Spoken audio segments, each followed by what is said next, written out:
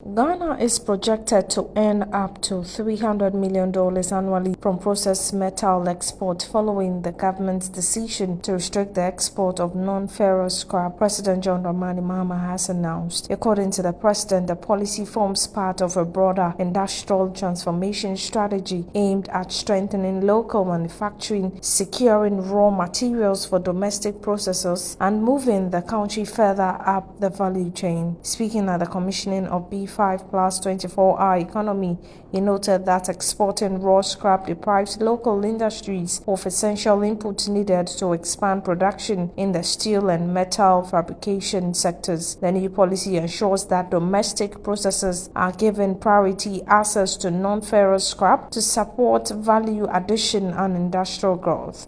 President Mahama explained that by processing scrap locally into finished and semi-finished products, Ghana stands to significantly increase its export earnings.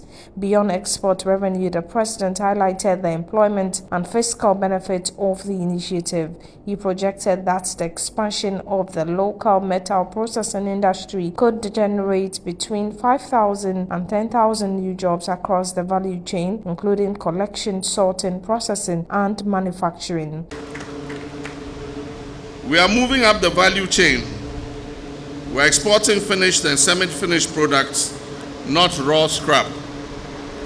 Under the Big Push infrastructure program, government is investing heavily in roads and highways, railway modernization, bridges and interchanges, energy transmission lines, affordable housing, and industrial parks.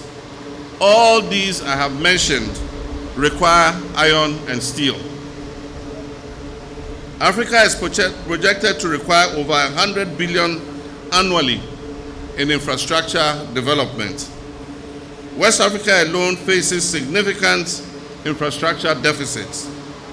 If Ghana develops a strong steel base, we not only build our own roads and bridges, we will also supply steel to the whole sub-region. This is how infrastructure becomes industrial strategy. President John Dramani Mahama outlined an ambitious vision to transform Ghana's infrastructure expansion into a catalyst for industrial growth, positioning iron and steel production at the heart of the country's development strategy. He emphasized that Ghana is deliberately moving up the value chain by shifting away from exporting raw scrap metal towards producing and exporting finished and semi-finished steel products. Industrial capacity requires raw material security. Ghana generates substantial volumes of scrap metal annually. Through construction, demolition, vehicle imports, and industrial activity. For too long, a significant portion of that scrap had been exported in its raw form. By restricting non-ferrous scrap exports, the government ensures local processors have priority access to raw material for their production.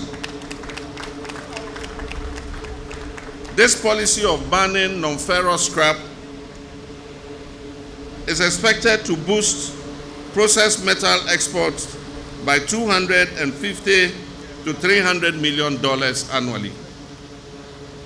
It will also create 5,000 to 10,000 new jobs. It will increase tax revenues through value-added tax, corporate taxes, and pay as you earn.